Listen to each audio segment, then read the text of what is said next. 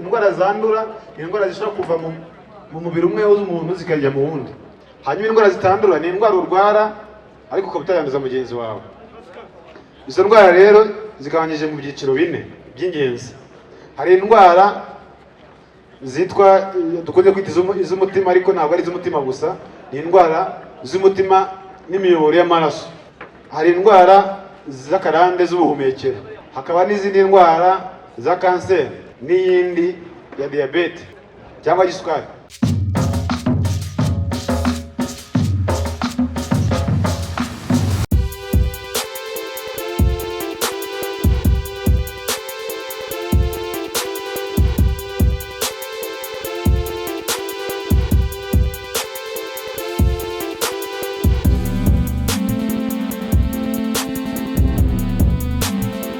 Amazina yanjye ni Eric Niyongira, nkaba nyobora umuryango w'abanyeshuri biga ubuganga mu Rwanda Medsar.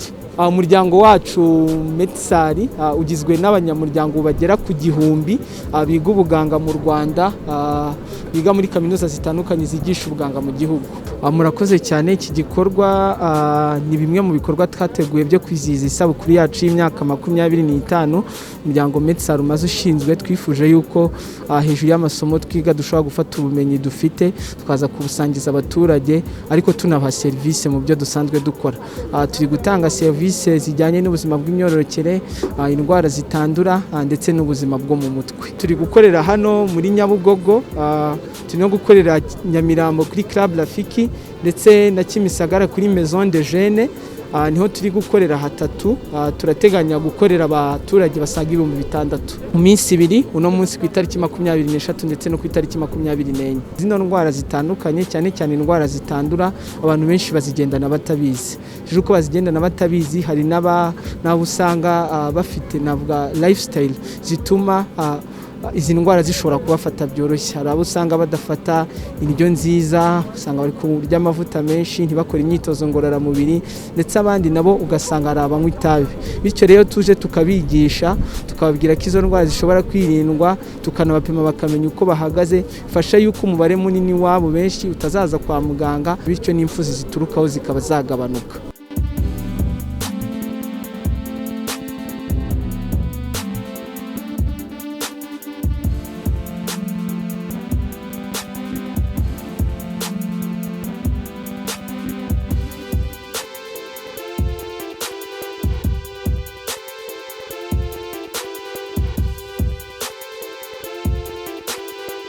Donc je suis Bénédicte Briot et je travaille avec le projet Baramé comme assistant technique international.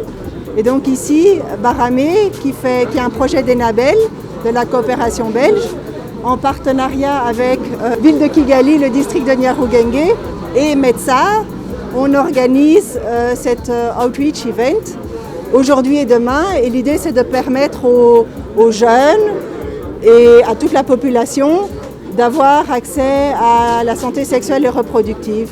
Donc de pouvoir venir se faire tester gratuitement, de poser leurs questions.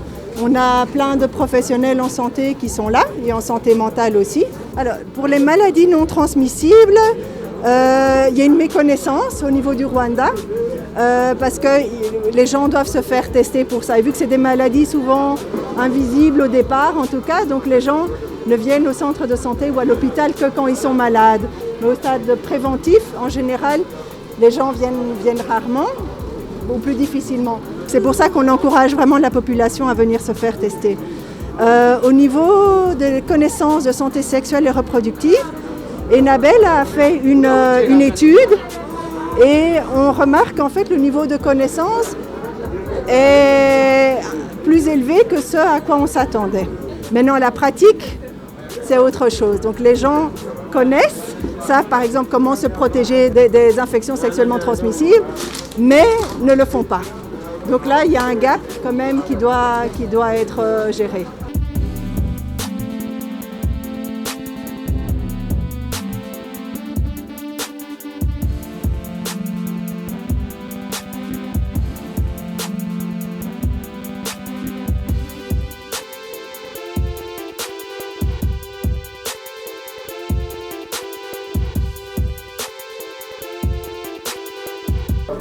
nanjye nari njya gusenga numva ngo ntibarasenga, noneho mbonye bihari ndaza ni nanjye ndebe uko meze, bambwiye ko bihagaze neza. Oya ni cyiza rwose, mukomeze gute. Itabi kuva mu bwana bwanjye, inzoga maze imyaka 12 ntayinywa, kandi nubwo nayinywaga nanywaga kenshi.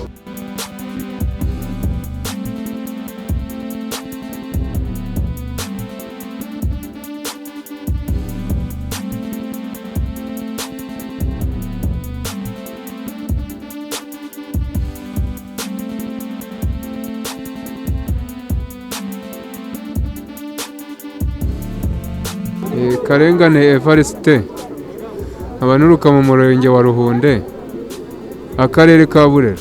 Nari nazanye udushaza inahangaha i Kigali, ndavuga nti reka imvi inahangaha nipimishije ku ndwara bansuzumye uyu munsi, basanze nta kibazo mfite.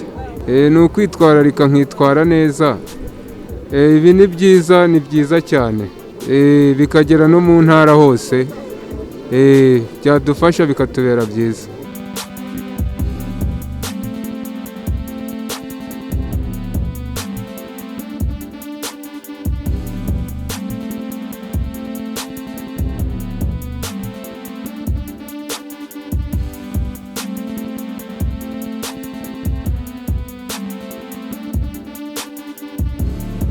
Twabegereje iyi serivisi kugira ngo cyambere no kubakangurira kumenya ko kujya kwa muganga utajya ari uko wananiwe kubyuka, no kugira ngo bamenye ko hari za ndwara zitandura umuntu ashobora kuba agendana umunsi ku wundi.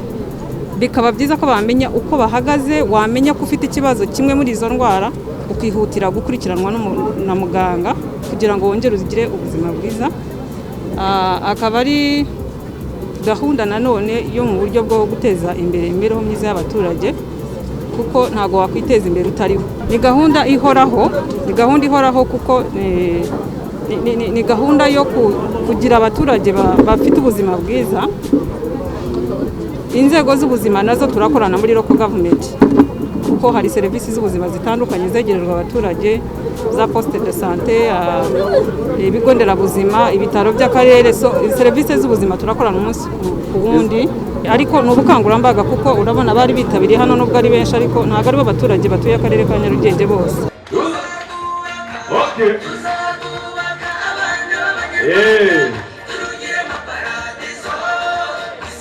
Abintu batujya hejuru. Yego di.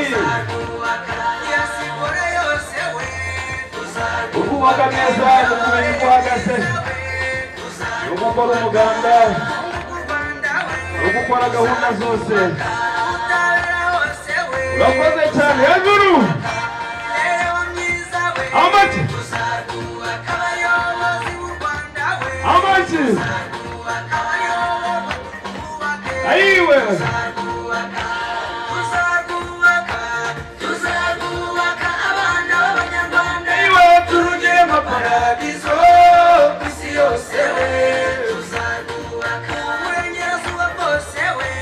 Tuzarwubaka